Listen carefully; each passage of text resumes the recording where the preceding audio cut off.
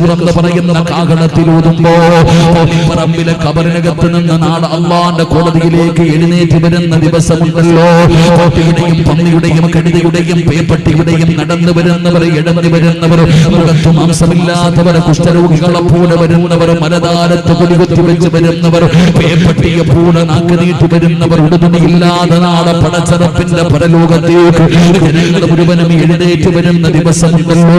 ആദം നബി അലൈഹിസ്സലാം മുതൽ അഷ്റഫുൽ ഖൽഖായ തങ്ങളെ വരെയുള്ള 1,24,000 പരം വരുന്ന പ്രവാചകന്മാർ, അവരുടെ അനുയായികൾ എല്ലാവരും നാളെ പടച്ചറപ്പിന്റെ കോടതിയിൽ നിൽക്കുമ്പോ പ്രകാശിക്കുമടാ ചെറുപ്പക്കാരാ, പ്രകാശിക്കും പെങ്ങള്.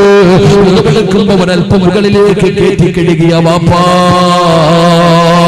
തല നടക്കുമ്പോ അല്പം മുകളിലേക്ക് കയറ്റിയ ചെറുപ്പക്കാരാ, വെളുക്കുന്ന സമയത്ത് സൂക്ഷ്മത പുലർത്തിയ പെങ്ങള് നാളെ പ്രകാശിക്കും.